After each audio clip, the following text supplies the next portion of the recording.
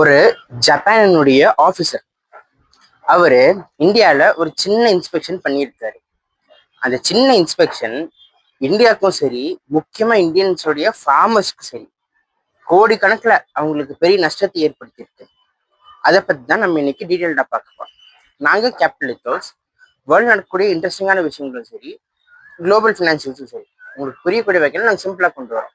எங்கள் சேனலை சப்ஸ்கிரைப் பண்ணிக்கோங்க அண்ட் கீழே இருக்க பெல் ஐக்கான் கிளிக் பண்ணி ஆளுங்கிறது நீங்கள் கொடுத்துக்கோங்க. சரி, இப்போ அந்த ஜப்பானுடைய ஆஃபீஸர் என்ன பண்ணாரு, அப்படி என்ன லாஸ் ஆச்சு அப்படிங்கிறத இப்போ நம்ம டீட்டெயில்டாக பார்க்கலாம். இப்போ நம்மளுடைய இந்தியாவில் பார்த்தோம் அப்படின்னா மேங்கோ சீசன், அதாவது மாம்பழ சீசன் கடந்த ஒரு கொஞ்ச நாளைக்கு முன்னாடியே இது ஆரம்பிச்சிருச்சு. மாம்பழம் வந்துட்டு நம்ம நிறைய நாட்டுக்கு எக்ஸ்போர்ட் பண்ணிட்டு இருக்கோம். அதுல முக்கியமா ஒரு நாடுங்கிறது வந்துட்டு ஜப்பான். இப்படி நம்ம ஏற்றுமதி பண்றோம் இல்லையா, ஏற்றுமதி பண்றதுக்கு முன்னாடியே பிஃபோர் எக்ஸ்போர்ட் பார்த்தோம் அப்படின்னா ஒவ்வொரு சில நாடுகள் வந்துட்டு இங்க இன்ஸ்பெக்ஷன் வருவாங்க. இந்த மாம்பழம் வந்துட்டு எப்படி அவங்க விளைவிக்கிறாங்க, அது எப்படி அவங்க ட்ரீட் பண்றாங்க, மாம்பழத்தினுடைய ஹெல்த் எப்படி இருக்குது, அதுக்கு என்ன பெஸ்டிசைட்ஸ் போடுறாங்க, இது எல்லாத்தையும் அவங்க பார்ப்பாங்க. அப்படி ஜப்பான்ல இருந்து சும்மா நார்மலா ஒரு இன்ஸ்பெக்ஷனுக்காக வந்திருக்காங்க. அங்கே அவங்க பார்த்த ஒரு விஷயம், இந்தியால அந்த மாதிரி ஒரு மேங்கோ சம்மந்தப்பட்ட ஒரு இடத்துல பார்த்த ஒரு விஷயம் அந்த ஜப்பானிய இன்வெஸ்டரை யோசிக்க வச்சிருக்குது. அவர் விசிட் பண்ண கொஞ்ச நாள்லயே பார்த்தோம் அப்படின்னா ஜப்பான் இந்தியாவிலேருந்து ஏற்றுமதி பண்ணக்கூடிய மாம்பழத்துக்கு ஜப்பான்ல வந்துட்டு தடை வச்சுட்டாங்க. இது வெறும் நார்த் இல்லை ஈஸ்ட் அங்கிருந்து வர மாம்பழத்துக்கு மட்டும் இல்லை, கம்ப்ளீட்டா இந்தியால இருந்து போகக்கூடிய எல்லா மாம்பழத்துக்கும் ஜப்பான் வந்துட்டு இப்போ தடை வச்சிருக்குது. சரி, அப்படி அந்த ஆஃபீஸர் அங்கே என்ன பார்த்தாரு? சரி, அந்த ஆஃபீஸர் பார்த்தோம் அப்படின்னா அந்த வாட்டர் ஹீட் ட்ரீட்மெண்ட் அந்த ஃபெசிலிட்டியுடைய ஏரியாக்கு போய் பார்த்துருக்காருன்னு நம்ம சொல்லியிருக்கோம்.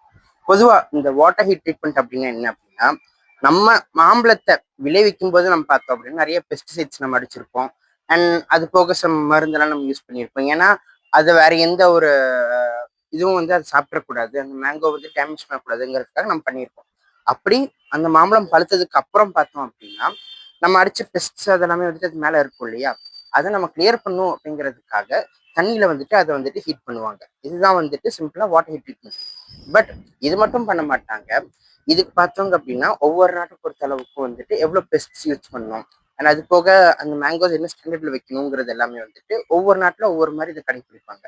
பட் ஜப்பான் இங்கே இந்தியாவில் இன்ஸ்பெக்ட் பண்ணும்போது பார்த்தோம் அப்படின்னா இந்தியாவில் அந்த ஜப்பான் எதிர்பார்க்க அளவுக்கு அந்த ஸ்டாண்டர்டுங்கிறது இங்கே மெயின்டைன் பண்ணப்படல அப்படிங்கிறது அந்த ஜப்பானிய ஆஃபீஸர் வந்துட்டு இங்கே பார்த்தார். ஸோ அவர் இன்ஸ்பெக்ட் பண்ணி போன கொஞ்ச நாள்லயே பார்த்தோம் அப்படின்னா ஜப்பான் வந்துட்டு 2026 இந்தியாவினுடைய மேங்கோஸ்க்கு வந்துட்டு பார்த்தோம் அப்படின்னா அவங்க பேன் பண்ணிட்டாங்க. எது வரைக்கும் சொல்லி பார்த்தோம் அப்படின்னா இப்போ இருக்கக்கூடிய இந்த ஒரு விஷயத்த இவங்க சேஞ்ச் பண்ற வரைக்கும் இந்த மேங்கோடைய பேன் வந்துட்டு கண்டினியூ ஆகும் அப்படிங்கிறது தான் ஜப்பானுடைய அறிவிப்பா இருக்கு. நம்ம நினைக்கலாம், ஏன் ஜப்பான் வந்துட்டு இவ்வளோ ஒரு ஸ்டாண்டர்டை வந்துட்டு அவங்க கடைபிடிக்கிறாங்க, இதெல்லாம் அவ்வளோ ஒரு அவசியம் இல்லாத விஷயம்னு சொல்லி நம்ம நினைக்கலாம். நம்மளே நீங்க இருக்கக்கூடிய அதே இடத்துல மார்க்கெட்லயே நீங்க போய் பார்த்தீங்க அப்படின்னாலும் கூட மேங்கோஸின் மத்தியில வந்துட்டு அந்த கல் வச்சு பழுக்க வைக்கிறது அதெல்லாமே நம்ம நேரடியாகவே பார்த்துருப்போம். நம்ம இப்படி மேங்கோஸ் இப்படி எடுப்போம், எடுக்கும் போதே பார்த்தோம் அப்படின்னா அது கீழே இருக்கும், அதை எடுத்து இப்படி சைட்ல வச்சு தான் நம்ம மேங்கோ அடிச்சுட்டு வருவோம். இப்படி இது வந்துட்டு இந்தியால இல்ல நம்ம இருக்கக்கூடிய ஊர்ல வந்துட்டு இப்போ ரொம்பவே காமனா இருக்குது. பட் ஜப்பான்ல அது அப்படி இல்லை. இந்த மாதிரி அவங்க ரொம்ப ஸ்ட்ரிக்டான ஸ்டாண்டர்ட்ஸை அவங்க கடைபிடிக்கிறதுனால தான் இப்போவும் அவங்க ஹெல்த்ல one of the top performing கண்ட்ரீஸா இருக்காங்க. இன்னைக்கும் நம்ம பார்த்தோம் அப்படின்னா ஜப்பான்ல 105 வயசு, 118 வயசு, 100 வயசு இதெல்லாம் இந்த வயசு வரைக்கும் வாழ்றவங்க எல்லாமே வந்துட்டு பார்த்தோம் அப்படின்னா ரொம்பவே அங்க அதிகம். இங்க கம்பேர் பண்ணும்போது பார்த்தோம் அப்படின்னா இங்க ரொம்பவே அதிகம். அண்ட் நம்ம நினைக்கிறோம் இந்த மேங்கோக்கு ஏதோ அவங்க பேன் பண்ணிட்டாங்க, இந்தியா மேல இருக்கிற ஒரு பகை உணர்வு அப்படி இப்படிங்கிற மாதிரி நிறைய பேர் சொல்றத நம்ம பார்க்க முடியுது. பட் ஆக்சுவலா அவங்க அப்படி இல்லை. அந்த நாட்டுல பார்த்தோம் அப்படின்னா ஃபுட்டுக்கு ரொம்பவே இம்பார்ட்டன்ஸ் தருவாங்க.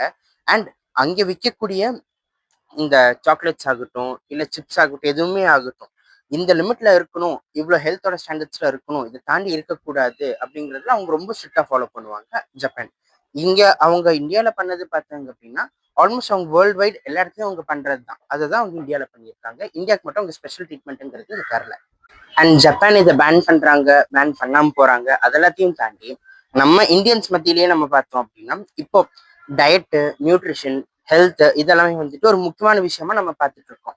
நம்ம ஃப்ரெண்ட்ஸ் நிறைய பேரே பார்த்தோம் அப்படின்னா ஜிம் பக்கம் கூட போயிருக்க மாட்டாங்க, அவங்க இப்போ ஜிம் போக ஆரம்பிச்சிருப்பாங்க. அண்ட் அவங்க வந்துட்டு எப்பவுமே பார்த்தோம் அப்படின்னா அவங்க விரும்பினதை ஆர்டர் பண்ணி சாப்பிட்டு அந்த மாதிரி இருந்திருப்பாங்க. இப்போ பார்த்தோம் அப்படின்னா அட்லீஸ்ட் முன்னாடி இருந்ததை விட ஓரளவுக்காச்சும் இப்போ டயட் கண்ட்ரோல்ல இருப்பாங்க. வெயிட் லாஸ் பண்ணணும்னு ட்ரை பண்ணுவாங்க, வாக்கிங் போவாங்க. இந்த மாதிரி நம்ம நிறைய இடத்துல வந்துட்டு பார்க்க முடியுது. இந்தியன்ஸ் மத்தியில இந்த ஒரு ஹெல்த் கான்சியஸ்ங்கிறது இருக்குது அப்படின்னு சொல்லிட்டு. பட் நம்ம அங்கே இவ்வளோ எஃபர்ட்ஸ் பண்ணிட்டு காலையிலயோ சாயந்தரமோ போயிட்டு நம்ம இவ்வளோ எஃபர்ட்ஸ் பண்ணிட்டு அண்ட் அதே மதியான டைம் இந்த மாதிரி நம்ம ஆர்டிஃபிஷியலா பழுக்க வச்ச ஒரு விஷயங்களை நம்ம சாப்பிட்றது பண்றதுங்கிறது வந்துட்டு நம்ம போடுற எஃபர்ட்ஸை வேஸ்ட் பண்ணக்கூடிய ஒரு விஷயம் அப்படிங்கிறது தான் நான் கருதுறேன். அண்ட் அவங்க ஜப்பானோ இல்லை அதர் கண்ட்ரியோ அதை பேன் பண்றதை தவிர்த்து நம்ம இந்த மாதிரி விஷயங்களை வாங்குறத அவாய்ட் பண்ணும் அப்படிங்கிறது தான் நம்ம எல்லாருமே நினைக்கக்கூடிய ஒரு விஷயமா இருக்குது. அது பண்ணோம் அப்படின்னா தான் நம்ம பண்ணக்கூடிய இந்த ஒர்க்ஸ்க்கு எல்லாத்துக்கும் ஒரு அர்த்தமா இருக்கும். இந்த ஜப்பானுங்கிறது வந்துட்டு அவங்க எப்பவுமே இந்த மாதிரி ஹெல்த் கான்சியஸா தான் இருப்பாங்க அப்படின்னு நான் சொல்லியிருந்தேன். இதுக்கு ஏதாச்சும் ப்ரூஃப் இருக்கு அப்படின்னு கேட்டீங்க அப்படின்னா தாராளமா இருக்குது. இப்போன்ட்டு இல்லை, 2010 நம்ம பார்த்தோம் அப்படின்னா ஆஸ்திரேலியால இருந்து மேங்கோஸ் வந்துட்டு ஜப்பானுக்கு எக்ஸ்போர்ட் ஆகும். அங்கேயும் இந்த மாதிரி அவங்க ஒரு சில ஸ்டாண்டர்ட்ஸை கடைபிடிக்கல அப்படிங்கிறதுக்காக கம்ப்ளீட்டா அந்த ஆஸ்திரேலியாவுடைய மேங்கோ எக்ஸ்போர்ட்டை வந்துட்டு அவங்க பேன் பண்ணாங்க. அன்லெஸ் அந்த விஷயத்த அவங்க சரி பண்ற வரைக்கும்.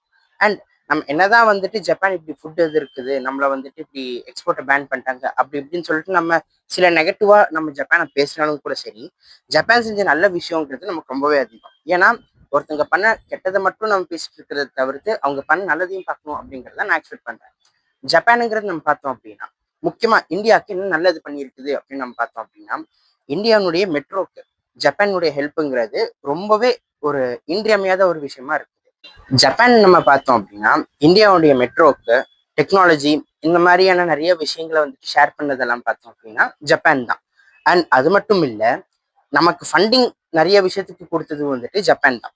நம்ம யூஸ்வலா ஒரு இந்தியாவுடைய ப்ராஜெக்ட் அதுக்கு நம்ம போய் நம்மளுடைய சென்ட்ரல் பேங்க்ஸ்லேயே நம்ம போய் கடன் வாங்குறோம் அப்படின்னா அவங்க எவ்வளோ இன்ட்ரெஸ்ட் தருவாங்க? மேபி ஒரு 8, 9 or 12 அந்த மாதிரி ஒவ்வொரு சீசன்ஸை பொறுத்து ரேட்டை பொறுத்து இன்ட்ரெஸ்ட்ங்கிறது மாறும். பட் ஜப்பான் கொடுக்கக்கூடிய ஃபண்ட்ஸுங்கிறது பார்த்தோம் அப்படின்னா வெறும் 1 or maximum 2% இன்ட்ரெஸ்ட்ல தான் வந்துட்டு அவங்க நமக்கு லோன்ஸ் ப்ரொவைட் பண்றாங்க. அண்ட் சேம் வே அவங்க டெக்னாலஜி நமக்கு ஷேர் பண்றாங்க. இதனாலதான் இந்தியாவில் பார்த்தோம் அப்படின்னா கடந்த ஒரு கொஞ்சம் வருஷமாவே மெட்ரோங்கிறது எவ்வளோ குவாலிட்டியாகவும் அண்ட் சேம் வே எவ்வளோ ஒரு மாஸ் ஒரு ப்ரொடக்ஷன் நம்ம இதுல அதிகமா இருக்குங்கிறத நம்ம பார்க்க முடியும். இது மட்டும் இல்லை, சென்னையினுடைய அண்டர் வாட்டர் அதாவது கிரவுண்ட் வாட்டருக்கான ஹெல்ப்ஸையும் வந்துட்டு நமக்கு ஜப்பான் தான் வந்துட்டு பண்ணி கொடுத்துட்டு இருக்குது. இது மட்டும் இல்லை, இங்க கோயம்புத்தூர்ல இப்ப கொஞ்சம் வருஷத்துக்கு முன்னாடி ஓபன் செய்யப்பட்ட CMCH Coimbatore medical college hospital இதுக்கான ஃபண்டிங்ஸை கொடுத்ததும் ஜப்பான் தான். இது போக நிறைய டெக்னாலஜிக்கல் ஹெல்ப் கொடுத்தது வந்துட்டு நமக்கு ஜப்பான் தான். இப்படி ஜப்பானுங்கிறது பார்த்தோம் அப்படின்னா எப்பவுமே இந்தியாவின் மேல ஒரு கேர் இருக்கக்கூடிய ஒரு கண்ட்ரியா தான் இருக்குது. ஸோ தட் இந்த ஒரு விஷயங்களை நம்ம மேங்கோ இந்த எக்ஸ்போர்ட்டை பேன் பண்ணது இந்த மாதிரி விஷயங்களை மட்டும் பார்க்கும்போது சேம் வே அவங்க பண்ண நல்லதையும் பார்க்கணும் அப்படிங்கிறது தான் நான் இங்க சொல்லக்கூடிய ஒரு விஷயமா இருக்கு.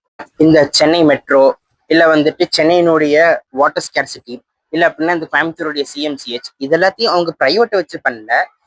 JICA அதாவது ஜப்பான் இன்டர்நேஷனல் கோஆபரேஷன் ஏஜென்சி இது ஒரு கவர்மெண்ட் பாடி. இதை வச்சுதான் அவங்க பண்றாங்க.